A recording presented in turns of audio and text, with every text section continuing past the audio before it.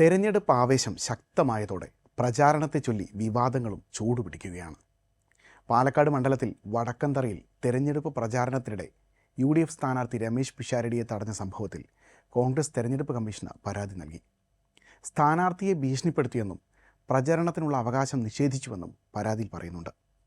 പാലക്കാട് നഗരസഭ BJP councillor Sindhu Rajan അടക്കമുള്ളവർക്കെതിരെയാണ് പരാതി. സംഭവത്തിൽ വ്യാഴാഴ്ച BJP പ്രവർത്തകർക്കെതിരെ പാലക്കാട് ടൗൺ നോർത്ത് പോലീസ് കേസെടുത്തിരുന്നു. പാലക്കാട് നഗരസഭയിലെ BJP അംഗം സിന്ധു രാജിനെ ഒന്നാം പ്രതിയാക്കി 3 പേർക്കെതിരെയാണ് പോലീസ് കേസെടുത്തത്. പ്രചാരണ പ്രവർത്തനങ്ങൾക്കിടെ വിവാദ അനൗൺസ്മെൻറ്റുമായി ബന്ധപ്പെട്ട് പേരാമ്പ്ര മണ്ഡലത്തിലും വിവാദം തീപിടിക്കുകയാണ്. LDF സ്ഥാനാർത്ഥി TP രാമകൃഷ്ണൻ്റെ ബോർഡുകളുള്ള ജീപ്പിൽ അനൗൺസ്മെൻറ്റ് നടത്തുന്ന വീഡിയോകൾ ബുധനാഴ്ചയാണ് പുറത്തു വന്നത്. സമുദായാംഗത്തിന് വോട്ട് ചെയ്യണമെന്നാണ് മുസ്ലിം ലീഗ് നടത്തുന്ന സ്വകാര്യ പ്രചരണമെന്നും അനൗൺസ്മെൻറ്റ് ദൃശ്യങ്ങളിൽ പറയുന്നത് കേൾക്കാം. മത ഏകീകരണത്തിൻ്റെ ചിഹ്നം വിളിയാണ് മുസ്ലിം ലീഗ് നടത്തുന്നതെന്നും സമത്വബോധമുള്ള മനുഷ്യർ ഇത് ചെറുത്തു തോൽപ്പിക്കേണ്ടതുണ്ടെന്നുമായിരുന്നു അനൗൺസ്മെൻറ്റ്.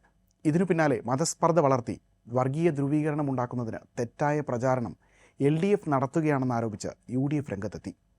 UDF മണ്ഡലം തെരഞ്ഞെടുപ്പ് കമ്മിറ്റി ചെയർമാൻ K ബാലനാരായണൻ കലക്ടർക്കും പേരാമ്പ്ര പോലീസിനും തെരഞ്ഞെടുപ്പ് കമ്മീഷനും പരാതി നൽകിയിരിക്കുകയാണ്. LDF സ്ഥാനാർത്ഥിയും മുൻ കൺവീനറുമായ TP രാമകൃഷ്ണന് ഡെപ്യൂട്ടി കലക്ടർ നോട്ടീസും അയച്ചിട്ടുണ്ട്.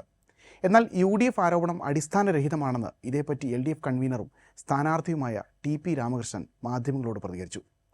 പരാതിയിൽ അന്വേഷണം നടക്കട്ടെ, അതുമായി സഹകരിക്കും. വികസനവും ജനക്ഷേമ നടപടിയുമാണ് LDF പ്രചാരണം. അത് സംബന്ധിച്ച രേഖകളുമുണ്ട്.